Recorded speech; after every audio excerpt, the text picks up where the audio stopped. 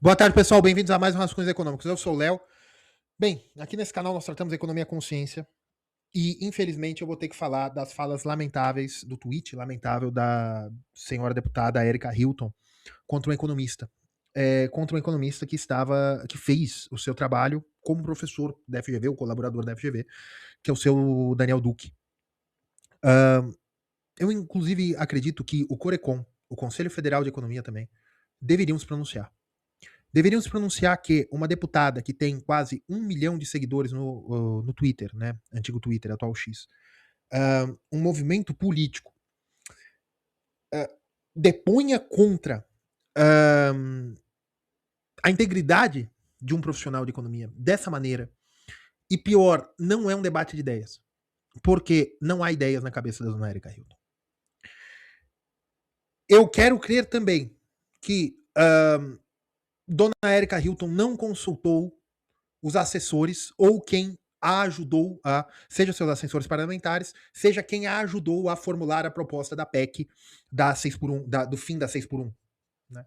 A mesma PEC que tem um erro de matemática que 30 vezes 4 é 24, alguma coisa assim. Né? 30 vezes 6 vezes 5 é igual a 24, alguma coisa assim. Tem um erro lá de matemática que com o tempo eu remembro. Eu quero crer que não foram os mesmos assessores que ajudaram a fazer a proposta. Que quero crer que havia economistas lhe ajudando a fazer a proposta, que haviam economistas a assessorando, seja de uma universidade pública, seja um consultor particular, seja um consultor da Câmara, seja algum economista que se propôs a fazer isso, algum economista de sindicato, que existem economistas sérios trabalhistas. Mas eu quero crer que eles não ajudaram a dona Erika Hilton a fazer essa resposta, porque dona Erika Hilton, esta resposta que a senhora fez ao Daniel Duque é uma mistura de lamentável com risível. Eu choro e rio ao ler as suas respostas. Evidentemente, uma hipérbole que eu faço, porque eu não sou tão afetado assim. Mas é triste. É realmente triste. É realmente triste que a senhora, que tem essa posição para propor uma medida macroeconômica tão importante ao Brasil, tão importante aos dois lados, tão importante aos patrões, tão importante aos funcionários, uma medida macroeconômica que não foi avanço da senhora, não foi avanço do movimento aí, Vida Além do Trabalho, é um avanço mundial, todo mundo sabe que isso aí é recomendação da Organização Internacional do Trabalho. Na mesma semana que isso começou no Brasil, isso começou na Armênia, isso começou na França, isso começou em vários países filiados à Organização Internacional do Trabalho, que é um movimento que vem dos burocratas desde a OIT para a redução da jornada de trabalho, já adiantando os avanços da inteligência artificial e para pavimentar a ideia da renda mínima universal. Isso é teoria da conspiração? Não. Leiam os documentos da Organização Internacional do Trabalho. Nenhuma lei começa no Brasil de forma endógena. Tudo entra no Brasil de forma exógena, de organismos internacionais, de comitês internacionais de partidos políticos, de uniões de partidos políticos, de think tanks, de conferências de universidades ou de servidores públicos internacionalmente, por exemplo, regulamentações do Banco Central, regulamentações da Receita Federal, são acordos, são coisas que vêm na cabeça dos burocratas quando eles vão em alguma conferência na Europa, alguma conferência nos Estados Unidos, normalmente na Europa, em Bruxelas, né, que vem da União Europeia, para fazer alguma zorra na vida do brasileiro. Bem, e a proposta 6 por 1 não tem diferença. Porém, me surpreende que a dona Erika Hilton tenha total ignorância dos pressupostos macroeconômicos. Que ela tenha total ignorância do que é PIB. Ela tenha total ignorância do que é matemática, do que é igualdade contábil, mais o que é álgebra. Ela não sabe decompor uma igualdade. Ou quero crer que ela foi muito mal assessorada por uma pessoa que não está no projeto. Quero crer. Porque é preocupante e ao mesmo tempo risível. É um misto de dou risada, não sei se eu dou risada, se eu choro. É uma palhaçada. Esse comentário. Por que, dona Erika Hilton? Quando a senhora diz que. O tweet tá aqui, né? Que editorial vergonhoso. Primeiramente, o estudo de Daniel Duque da FGV, que embasa esta verborréia, se baseia em uma fórmula matemática inventada, que diz que o PIB é formado unicamente pelo número de horas trabalhadas pela população. Eu vou continuar, tá? É sério, vejam a fórmula do estudo. O estudo inteiro se baseia nesse cálculo. O problema disso, se a premissa do estudo de Daniel Duque estiver certa, as horas que ele gastou produzindo tal estudo teriam elevado o PIB brasileiro. Sabemos que isso não é verdade, e talvez o tempo que Daniel Duque dedicou ao estudo tenha até reduzido nosso IDH, educação. A formação do nosso PIB é muito mais complexa do que isso. Envolve a atividade econômica, o comércio, o turismo, o acesso ao lazer e à cultura. Envolve também o acesso à saúde e à profissionalização. Envolve a saúde física e a saúde mental de quem trabalha. Envolve a produtividade, algo que evolui sempre que você melhora as condições de vida de quem produz. Todos esses fatores são parcialmente ou totalmente ignorados pelo estudo de Daniel Duque. O que é verdade, uma publicação no blog da FGV, o que é, na verdade, perdão, uma publicação num blog da FGV, onde ele mesmo é colaborador. Não um estudo em uma revista acadêmica. Mas, numa coisa, o estudo Daniel Duque, e por consequência este editorial do Estadão, estão certos. O PIB do nosso país é formado principalmente pelos trabalhadores brasileiros, não pelos patrões. O problema é usar este fato como justificativa para que os patrões possam continuar submetidos os trabalhadores a um regime de trabalho desumano. É como se em 1888 alguém publicasse um editorial para tentar convencer os escravizados que a escravidão não pode acabar porque o PIB é formado pelo trabalho dos escravos. E só não digo que o Estadão publicaria tal editorial, pois o mesmo já existia e tinha posturas assumidamente abolicionistas. Hoje, infelizmente, decaiu e publica editoriais sem embasamento algum, com o único objetivo de terrorizar uma população cansada de ser explorada. Por fim, a minha PEC, feita em conjunto com Rique Azevedo e o movimento VAT, assim como o PEC do senador Paulo Paim, não são feitas para palanque. São um compromisso pelo direito ao descanso, à dignidade e à vida além do trabalho. A 6x1 vai acabar e sei disso para impedir que sei disso, pois, para impedir que ela acabe, aqueles que são contra o fim dessa escala teriam que trabalhar na escala 6x1, e isso eu tenho plena certeza que essa gente não consegue. Bem, isso aqui é ridículo, né? No começo, ela fala assim, que o estudo embasa no PIB é uma fórmula matemática inventada. Não é, doutora. Não é, doutora. Não é, dona deputada. Vamos falar primeiro o que é PIB. PIB é Produto Interno Bruto.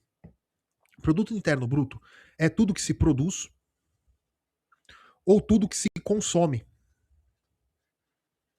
numa economia. Tá? Num determinado período de tempo. Então, todo o PIB está sobre um tempo, quando a gente fala o PIB anual. Tá? Muito bem. Produção é oferta. Consumo é demanda. Keynes, né, e depois a síntese neoclássica, mas Keynes já tratava de estudo, isso aí foi determinado pelo FMI, como é que são os cálculos, tal. Se chegou na melhor fórmula de se calcular o PIB, PIB, Produto Interno Bruto, é igual a investimentos, mais consumo das famílias, mais gastos do governo, mais exportação, menos importação. Tá? Muito bem. Isso aqui é uma igualdade contábil. Por que, dona Érica Hilton? Porque isso aqui se chama contabilidade nacional. O nome disso são contas nacionais. Isto não é uma fórmula. Isso é uma identidade contábil. Isso não é uma fórmula de física. Isso não é uma equação de primeiro grau. Isso aqui é uma identidade contábil. Isso aqui não tem domínio. Isso aqui não tem espelho. Isso aqui é uma identidade contábil. Que ocorre com identidades contábeis. Se você muda um lado, você muda o outro. Porque elas têm que ter a igualdade. Muito bem. O que ela está falando é que o PIB que ele está calculando está errado. Só que tem um problema. O seu Daniel Duque, no artigo, não está calculando o PIB. Ele está separando algumas... Separar é a palavra errada, mas para eu não explicar muito de matemática para vocês. Ele está separando algumas... ele está decompondo, vai a palavra certa. Ele está decompondo algumas partes para poder isolar e para ver um ceteris paribus, ou seja, tudo mais constante. Quando ele diz que PIB, eu já peguei a fórmula aqui, né? PIB é igual a PIB, certo? Certo, PIB é igual a PIB. Porque 1 é igual a 1, 2 é igual a 2, 3 é igual a 3, tal. Muito bem. Isso aqui é uma igualdade... ele está partindo de uma igualdade contábil porque são duas equações contábeis. Certo? Se PIB é igual a PIB, eu posso dizer que PIB é igual a PIB vezes o número de elefantes na Terra dividido pelo número de elefantes na Terra, certo? Léo, como assim? Sim. Por quê? É uma igualdade. Se eu chego aqui e falo que PIB é igual a PIB e eu divido número de elefantes dividido pelo número de elefantes, o que é isso? 1. 1 é elemento neutro da multiplicação. Não mudei a igualdade. Se eu colocar que PIB é igual a PIB dividido pela quantidade de Leonardos no Brasil, vezes a quantidade de Leonardos no Brasil, dividido pela quantidade de Leonardos no Brasil, quanto vai dar isso? 1. Não me importa quantos Leonardos tem, não importa se dá para mensurar quantos Leonardos tem. Isso é igual a 1. Aí, o que ele faz? Ele não mostrou o caminho inteiro. Mas não precisa. Não precisa. Mas o que ele fez? Ele fez que PIB é igual a PIB, que multiplica horas trabalhadas dividido por horas trabalhadas. Certo? PIB é igual a PIB vezes 1. Hora trabalhada dividido por hora trabalhada é igual a 1. Certo? Certo. Então eu tenho que PIB é igual a PIB que multiplica horas trabalhadas dividido por horas trabalhadas vezes população ocupada dividido por população ocupada. População ocupada, força de trabalho ocupada. Certo? Certo. Peraí. PIB dividido por horas de trabalho é igual a produtividade. PIB dividido por hora de trabalho é igual a produtividade. Por quê? Porque PIB é igual a oferta. Oferta é igual a produção. PIB é igual a oferta. Oferta é igual a produção. Produção dividido pela quantidade de tempo é igual a produtividade. Então eu tenho que PIB é igual a produtividade hora de trabalho. Tá? Por quê? Porque a unidade de medida que eu coloquei é hora. Tá? Vezes a jornada de trabalho. Por que jornada de trabalho? Hora de trabalho dividido por população ocupada. Hora de trabalho é a quantidade de horas trabalhadas. População ocupada é a quantidade de pessoas que trabalham.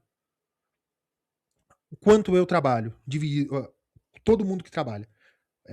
Tudo que se trabalha, dividido por todo mundo que trabalha, o nome disso é jornada. Então eu tenho jornada de trabalho, que é a quantidade de horas. A jornada. Vezes a população ocupada é igual a PIB. Não, Léo, não é. É. Porque produtividade é a quantidade produzida por hora. A quantidade de horas é igual a jornada de trabalho vezes a quantidade de pessoas que estão nessa jornada. Se são 10 pessoas trabalhando 8 horas cada, são 80 horas. Vezes a produtividade, que é a produtividade de 1 por hora, logo o PIB é igual a 80. Pô, isso aqui é uma decomposição. Ele não está calculando o PIB. Isso é uma decomposição. Dá para calcular PIB assim? Dá. Dá para calcular. Por quê? Sim, tudo que eu produzo dividido por hora, né, que é a produtividade, ou seja, quanto eu produzo por hora? Eu produzo por hora 50. Esse 50 é vezes a jornada de trabalho, vezes a população, certo? Certo. Eu tenho 10 horas de trabalho para uma pessoa, 10, então eu produzo 500. Acabou. Dá para calcular o PIB assim? Dá. Dá para mensurar o PIB assim todo ano? Fica muito difícil. Então, a forma mais fácil de mensurar o PIB é via demanda agregada. Mas dá para mensurar o PIB via produtividade? Dá. E outra coisa, a dona Erika Hilton mostrou total ignorância de como se faz isso. Ela diz assim, o estudo inteiro se baseia nesse cálculo. Bem, se o estudo inteiro se baseia nesse cálculo, o estudo inteiro está certo. Porque eu já vou mostrar o porquê. Ele fala o seguinte, se a premissa do estudo do Daniel Duque estivesse certo, as horas que ele gastou produzindo tal estudo teriam elevado o PIB brasileiro. Dona Erika Hilton, se ele fez isso numa consultoria e ele emitiu nota fiscal, ou seja, se não é um vídeo do YouTube que nem eu estou fazendo aqui, ou um artigo, um post no Twitter em que você só faz pro seu réu prazer, se ele emitiu nota fiscal, isso é uma consultoria, ou ele fez isso enquanto ele estava dentro da FGV como professor associado, se ele emitiu nota fiscal de alguma maneira, ou seja, se o IBGE pode calcular, isso entra no cálculo do PIB. Isso é serviço. Isso entra no cálculo do PIB. Nota fiscal, consumo. Isso entra. Isso entra sim no cálculo do PIB. Isto entra no cálculo do PIB, porque isso é produção, dona Erika Hilton. Ou a senhora está falando que produção intelectual não é trabalho? Isso é produção. Se ele fez isso como um contrato de trabalho, emitir nota fiscal, ou sei lá que seja, ou se ele fez isso bel prazer, que nem eu estou fazendo aqui, isso aqui não é um trabalho formal, isso aqui não entraria no PIB. Mas se ele fez com contrato, sim, entra. Sim. Se é um trabalho formal, entra no PIB. Tá? Sabemos que não é verdade. Não, é verdade, dona Erika Hilton. A formação do PIB é muito mais complexa. Não é. A formação do PIB é o seguinte: o último produto de valor agregado, você desconta alguns bens intermediários de cadeia, é o seguinte: tudo que foi gasto com investimento, né, que são estoques, mais formação bruta de capital, mais algumas coisinhas, mais consumos da família, ou seja, tudo que tem nota de fiscal de pessoas comprando as coisas, mais gastos do governo, ou seja, todo o orçamento público, incluso saúde e educação, mais exportações, menos importações. Acabou. É isso que é PIB. Não é muito mais complexo que isso. Não é, dona Erika Hilton. Envolve educação, profissionalização, sim, são serviços, é o serviço de educação, seja pública, seja privada, a saúde física e mental, mais ou menos, se a pessoa ficar dentro de casa, olhando para cima, convalescendo, né, às vezes tá meio ruim, volta ao trabalho, tá tomando uma água, tomando chá, não tá aumentando o PIB. O PIB demanda atividade econômica, né? Mesmo jeito que essa pessoa volta para casa para não fazer nada também, ela não tá aumentando o PIB. Né? Pode dizer que a energia elétrica que ela está consumindo por ficar em casa aumenta um pouquinho o PIB, né? Porque é consumo, gasto da família, né? Mas não tá errado, tá errado. Bem, por que eu tô falando tudo isso? Porque me entristece enormemente uma deputada federal falar isso contra um economista que está certo. Por quê? Quando ele fala que PIB, que ele faz ele fez de uma outra maneira, mas eu já dividi, tá? PIB é igual a produtividade por hora vezes jornada de trabalho vezes população ocupada. O que ele tá falando é o seguinte, que o PIB hoje é de X, certo? Certo. Este PIB é igual à produtividade atual, que eu vou chamar de P, vezes o J atual, que é a jornada de trabalho atual, vezes a população atual, a população empregada atual, certo? O nível de emprego atual, certo? Certo. Isso eu vou chamar de X1. Então é P1, J1, POP1, certo? Certo. Caso a 6 por 1 acabe e vá para 5 por 2, 4 por 3, ou seja lá o que for, 4 por 4, 16 por 20, sei lá. Eu vou ter um novo PIB. Vou, mas nada me impede de que o PIB potencial de um seja igual ao PIB potencial de outro, ou o PIB nominal de um seja igual ao PIB nominal de outro. Nada me impede isso, tá? Muito bem. Então eu vou ter x2 é igual a P2 vezes J2 vezes POP2. Certo? Certo. Isso aqui, a produtividade, ceteris paribus, tudo mais constante. Se P1 é igual a P2, se P1 é igual a P2, ceteris paribus. Se P1 é igual a P2, eu tenho que, com jornada 1 menor que a jornada 2, que a jornada 1, perdão, maior que a jornada 2, ou seja, você reduziu a jornada de trabalho, agora os trabalhadores trabalham menos, certo? Você vai ter um problema. Como?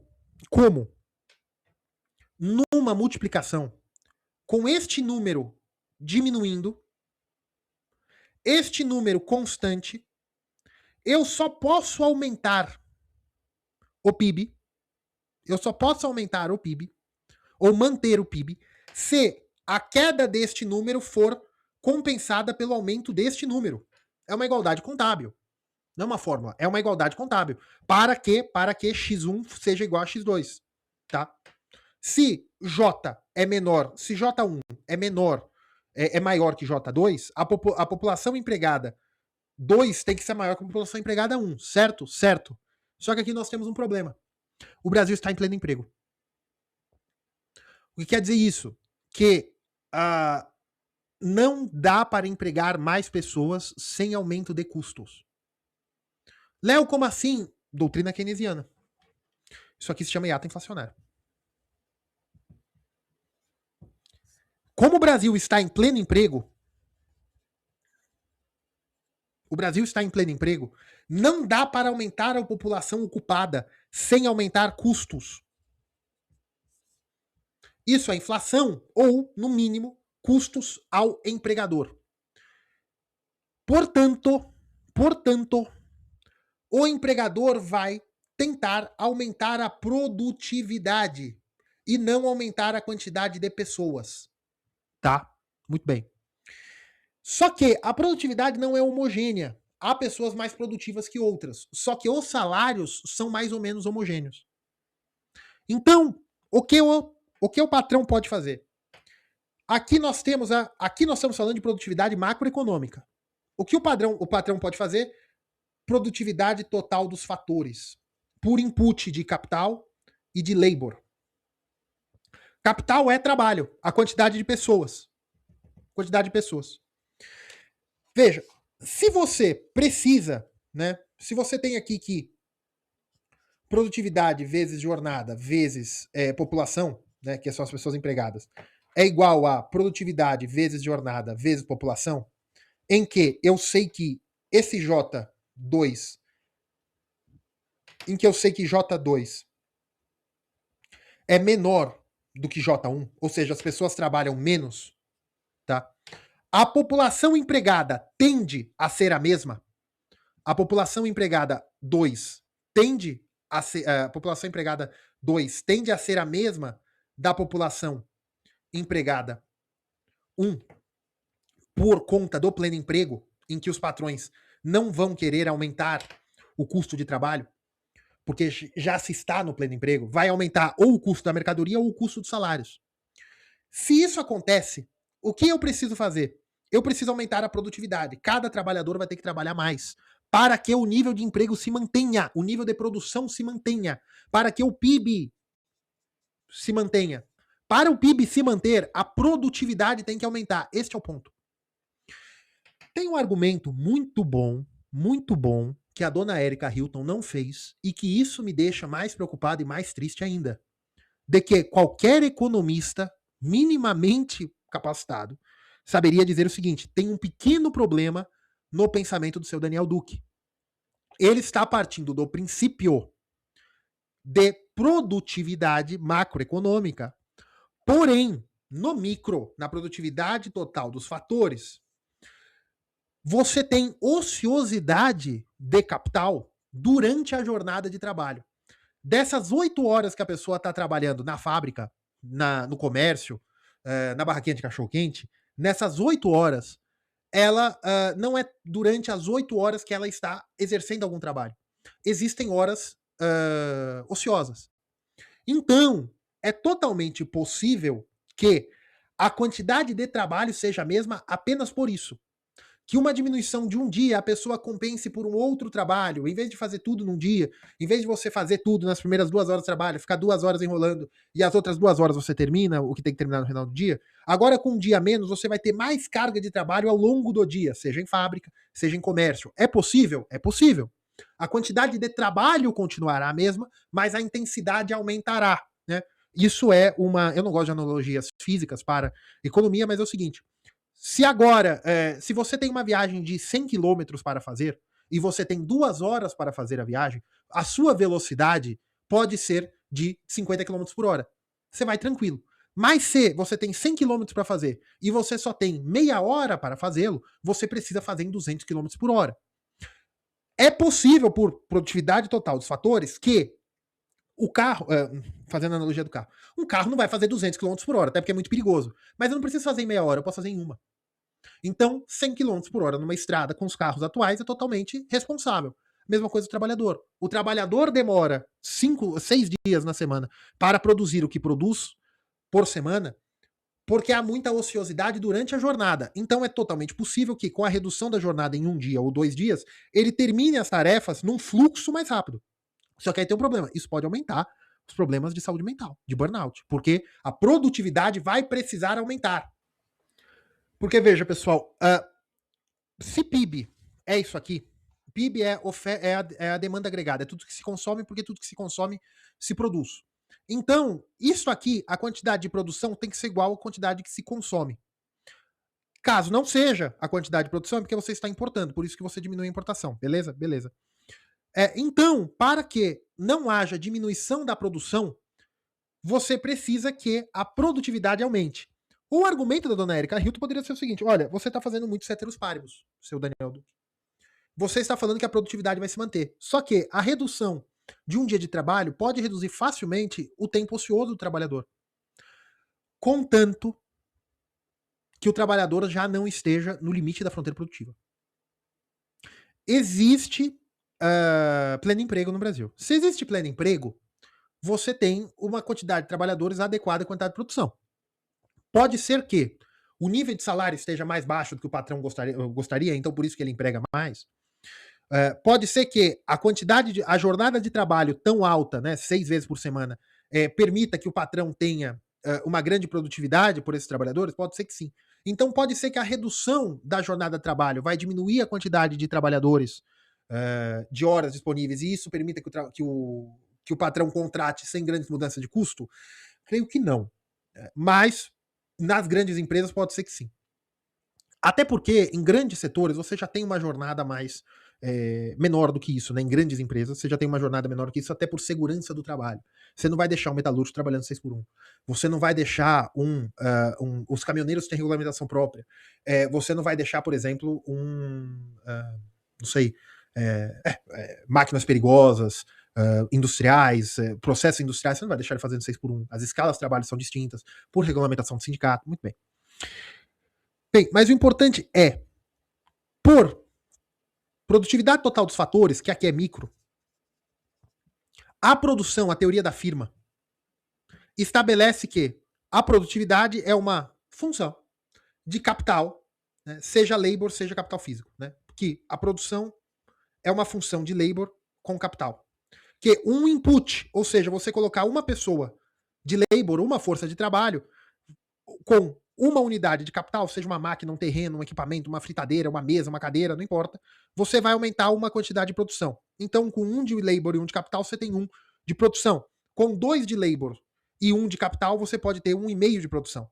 Só que se você tiver 1 de labor, se você tiver 2 de labor com 2 de capital, talvez você tenha 10 de produção. O capital tem escala. Capital é máquinas, equipamentos. Você tem 2 pessoas para tocar uma empresa ali de transporte. Cada um é um motorista, o outro é o auxiliar do motorista ali para fazer entregas dentro da cidade de São Paulo, que necessita, né, 2 pessoas. Um para ficar como motorista, o outro para descer, para entregar nota fiscal, para ligar para o porteiro, para perguntar tá alguém, tal. Isso aumenta a produtividade do carro. Né? Se você tiver só um motorista, que ele tem que procurar lugar para estacionar, ele tem que bater no portão para ver se alguém tá aí, isso diminui a produtividade do motorista. Mas se você põe um auxiliar, você aumenta a produtividade sem precisar comprar outro carro. Beleza? Beleza. Só que chega uma hora que não adianta você ter 2.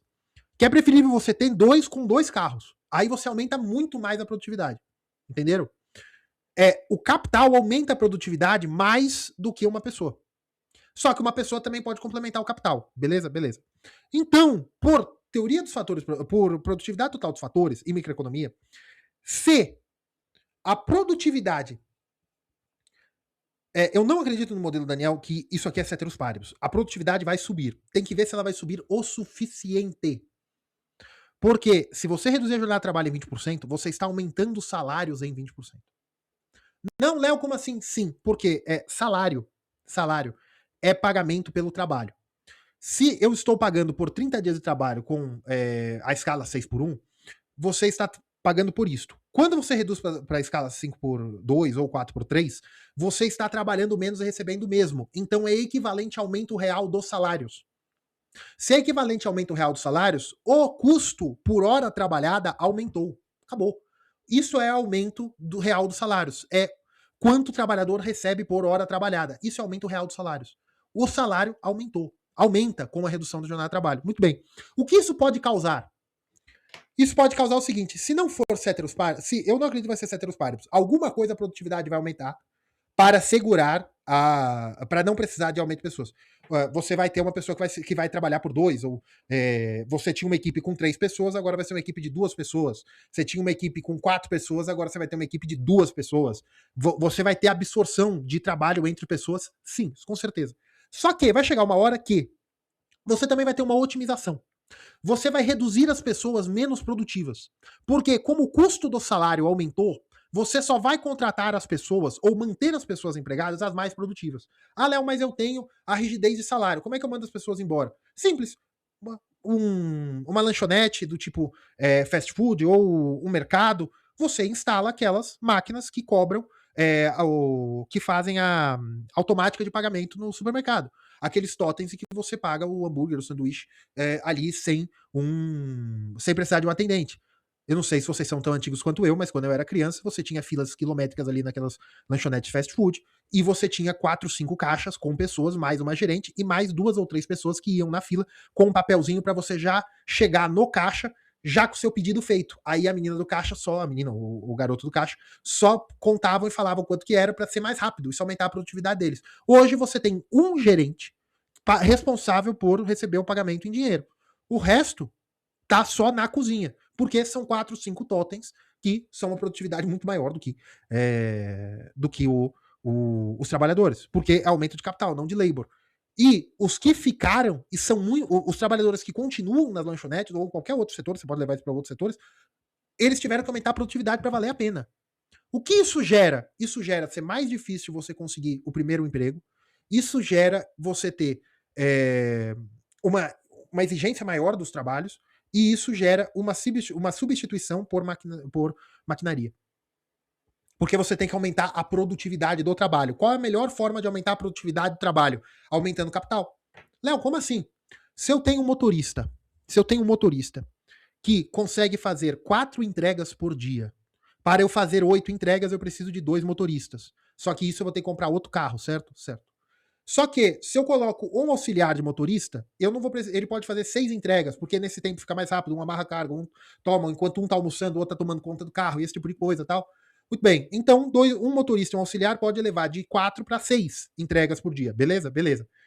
Mas, né, dentro do centro urbano, mas se você, em vez de colocar outra pessoa, você aumenta ou modifica o carro. Em vez de ser uma caminhonete, você coloca aqueles caminhõezinhos micro baú, em que você tem mais segurança de deixar a carga ali e fica mais fácil você fazer tudo de manhã para colocar a carga ali, você deixa tudo embaladinho, não fica que nem uma caminhonete que é mais complicado, você consegue fazer 10, 12 entregas por dia.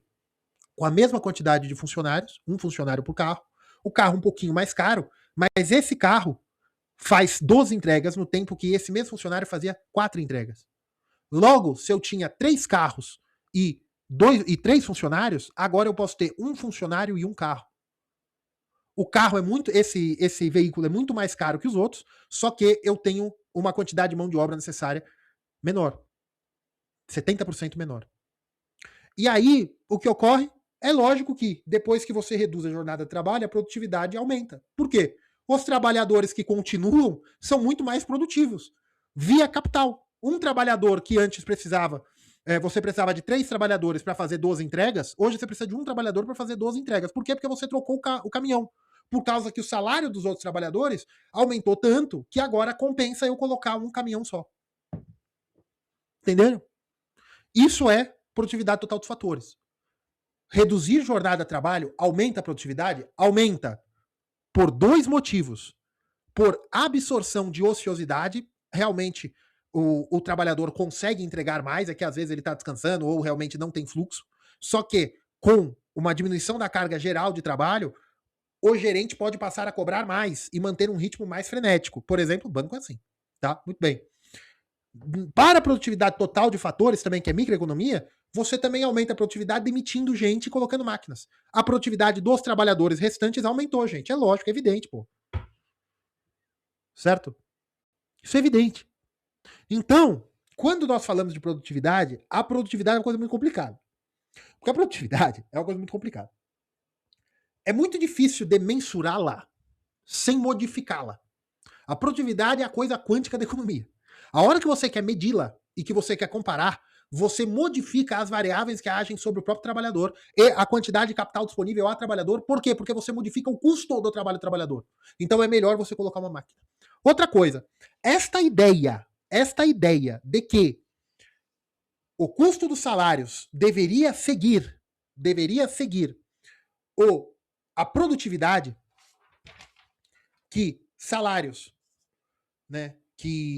deveriam ser, vamos falar em inglês, né, wages, deveria ser igual a produtividade marginal, ou seja, quanto um trabalhador acrescenta de produto, o motorista consegue entregar 12 entregas por dia. O pizzaiolo faz 40 pizzas por noite. Acho que é muito 40 pizzas, mas tudo bem. Faz 40 pizzas por noite, esse tipo de coisa. Isso que, então, um pizzaiolo deveria ganhar o valor equivalente a 40 pizzas. O valor equivalente marginal, né? Descontado os custos, tudo, dessa nova pizza. Isso aqui é teoria austríaca. Isso aqui é Menger. que os neoclássicos, isso aqui é teoria austríaca, a teoria de que os salários pagam o aumento de produtividade é austríaco. Mas veja, isso aqui é positivo, ou seja, os austríacos falam que isso acontecerá porque é natural. Essa construção é minha, né? Isso não é normativo, não quer dizer que nós devemos forçar isto. Isso quer dizer que isso acontece em equilíbrio. Porém, nisso eu concordo com uma leitura mais simplista e marxista.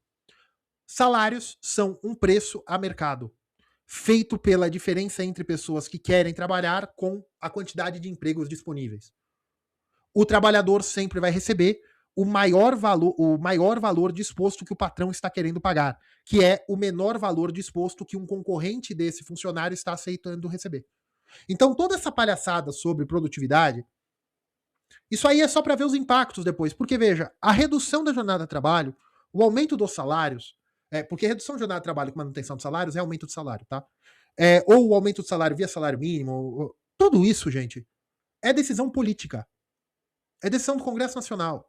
Se tiver que acontecer, vai acontecer. Se quiserem, será feito. E provavelmente será feito, porque isso vem desde a Organização Internacional do Trabalho. O que me surpreende, mais uma vez, é a deputada Érica Hilton e os seus assessores não terem capacidade de apontar o que eu apontei. Eu dei 2 argumentos a favor de que a produtividade não vai cair. O problema não é a produtividade. O problema é o seguinte: tanto por absorção das horas ociosas, você também gera demissões. Porque algumas pessoas não vão conseguir chegar no nível das horas ociosas. Algumas pessoas não vão conseguir chegar no nível normal de produtividade nova. E aí essas pessoas vão ser cortadas em detrimento que outras pessoas entrarão. E também você tem o problema da produtividade total dos fatores, em que você vai colocar mais máquinas e equipamentos. Você gera. Isso é desemprego industrial. Desemprego estrutural, perdão. Só que tudo isso não importa, porque a economia consegue mostrar que isso vai acontecer. Mas no final do dia, quem decide as leis mudando são deputados que não sabem como o PIB é calculado. No final do dia, quem decide se o deputado está certo é a pessoa que fica no Twitter, ou na rede social, ou na urna, ou nas faculdades, ou nos bares, nas esquinas, falando que o deputado lacrou, quando que um deputado, uma deputada lacraram. Quando, na verdade, no caso dessa deputada está falando uma grande besteira. Quem decide se isso vai acontecer são economistas, não. São deputados, são deputadas, senadores, Poder Judiciário. Eu não acho que os economistas deveriam ser técnicos, eu acho que isso não é um problema econômico. Eu acho que a economia positiva é o limite da economia. Olha, gente, vai acontecer isso, vai ser isso aqui, mas isso não é modelo. Olha, quando você mexe em um, você tem que saber o outro, saber não sei o quê. Olha, você vai ter que aumentar a produtividade. Isso é só uma assessoria mesmo. Porque, do ponto de vista normativo, os deputados fazem o que querem. Tá? Pessoal, curtam, inscrevam-se, considerem tornar-se membro. Nós temos nossa promoção de Natal, vocês viram a placa aí durante todo o vídeo. Promoção de Natal no nosso curso de Economia para Finanças, em que eu mostro micro, macro, formação, teoria do valor, teoria macroeconômica de produção, esse tipo de coisa, para que vocês saibam o mínimo de economia, para caso vocês queiram se aventurar em finanças. O cupom é Natal 20 rascunhos, um cupom de 20% de desconto, que começou no dia 21 agora de dezembro de 2025 e vai até 3 de janeiro de 2026, 1h da tarde, horário de Brasília. Tem a promoção de Natal, depois nós não teremos mais produções isso aí durante, acho que nunca mais, a não ser que seja combinado com outro curso, desse curso aí, Economia para Finanças, o link tá na descrição, tá certo? Bem, pessoal, um abraço, por hoje é só, fiquem com Deus.